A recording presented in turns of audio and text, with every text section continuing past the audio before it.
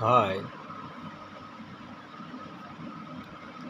देखिए, अब हम कक्षा 10वीं की प्रश्नावली 2.2 का पहला क्वेश्चन, निम्न द्विघात व्यंजकों के शून्य ज्ञात कीजिए और शून्यकों तथा गुणांकों के बीच के संबंध की जांच कीजिए।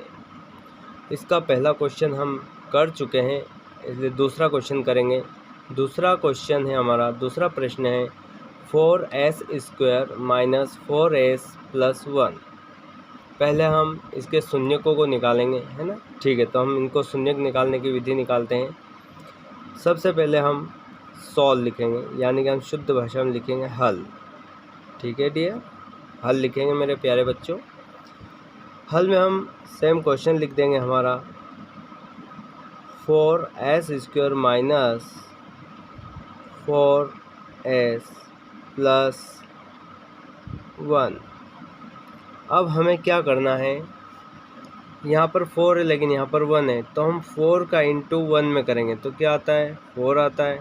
ठीक है, अब ऐसी संख्या लेना है, क्योंकि इस यहाँ पर डिजिट नहीं होती तो हम इसका ही ले लेते हैं, लेकिन यहाँ पर 4 होने के कारण इस 4 का इस 1 में इंटू करेंगे तो 4 × 1 = 4, तो 4 यहाँ लिख देंगे। ठीक है, अब यहाँ पर ऐसी संख्या लेना है, दो ऐसी संख्या की जिनका आपस में अगर हम गुणा करें तो 2 आना चाहिए, सॉरी 4 आना चाहिए। आपस में गुणा करने पर हमें क्या आना चाहिए, 4 आना चाहिए।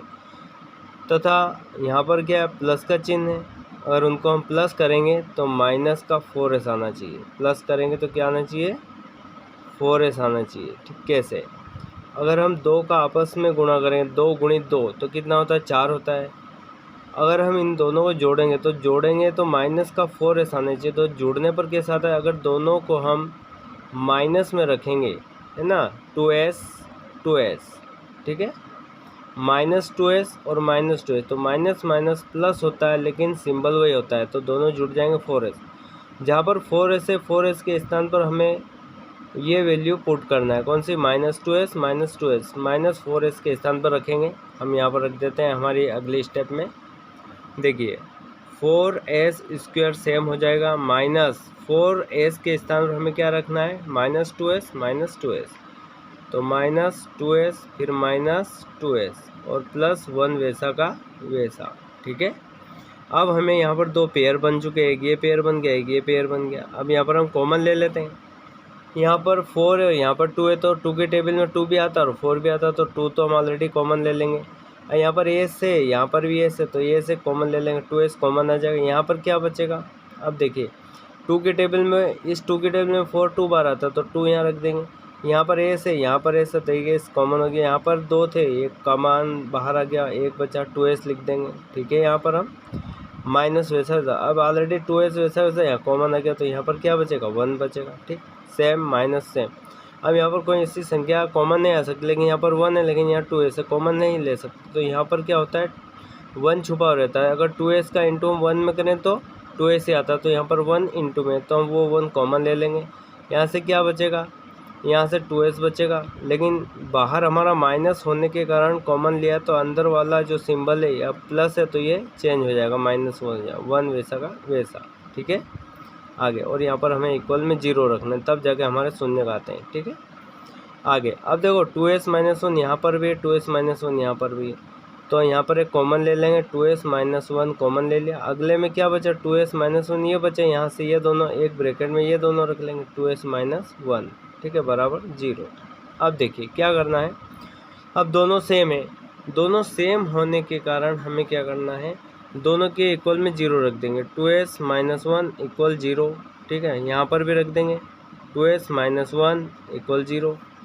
फिर 2s सेम रहेगा और -1 इक्वल के उधर भेजेंगे तो प्लस में हो जाएगा। यहाँ पर भी सेम वही कंडीशन होगी, 2s बराबर ये उधर जाएगा तो प्लस में हो जाएगा।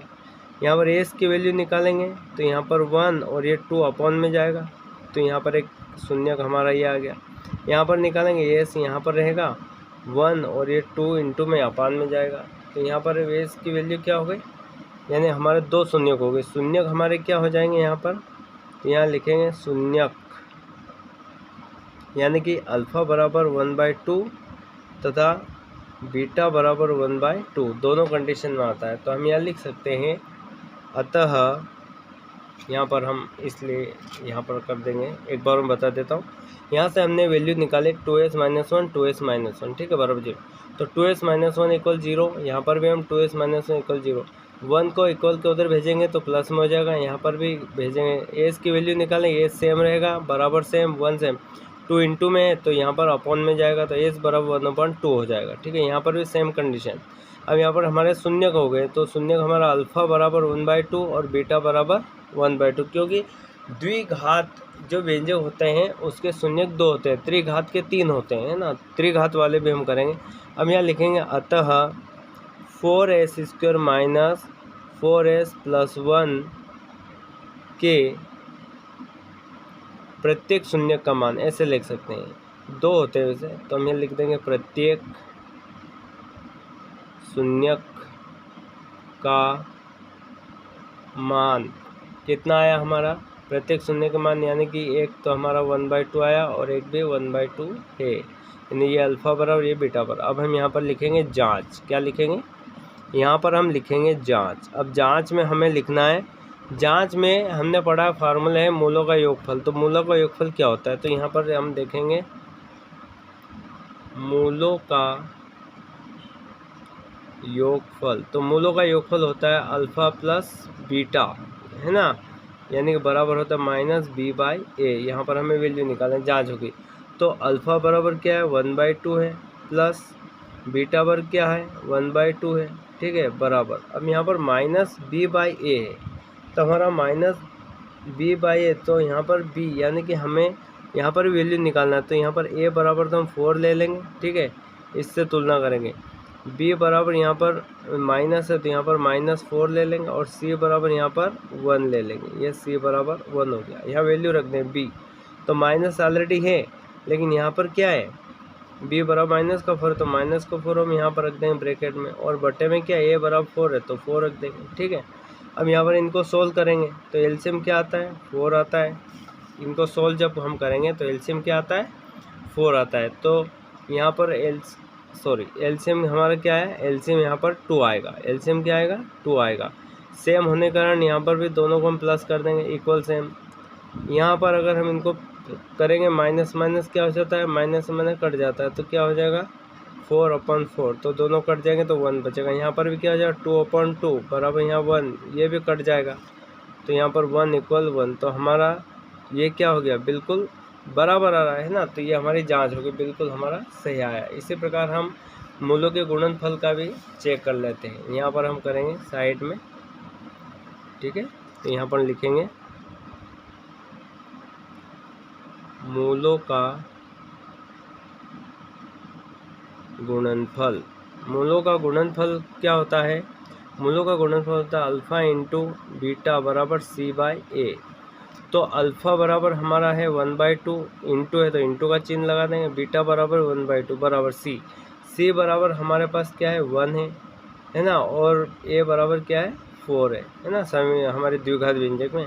अब आपस में ऊपर का ऊपर नीचे का नीचे गुणा करेंगे, तो 1 का 1 हो गया, ऊपर का ऊपर 2 का 2 में करें तो 4 हो जाएगा, बराबर 1/4। तो यहाँ पर भी हमारी ये क्या हो गई, जांच हो गई, ठीक है। इसी प्रकार हम कह सकते हैं, तो ये सब x के गुणांक है, तो ये हमारा प्रूफ हो गया कि ये दोनों अगर बराबर आए हैं तो हमारा है ना द्विघात व्यंजकों के शून्यक भी हमने ज्ञात कर लिए, शून्यक तथा गुणांकों के बीच हमने संबंध भी ज्ञात कर लिए, ठीक है। ओके डियर, मेरे प्यारे बच्चों, आपको समझ में आया, ठीक है। मेहनत करिए, आगे बढ़िए और अच्छे परसेंटेज बनाइए क्लास 10th में,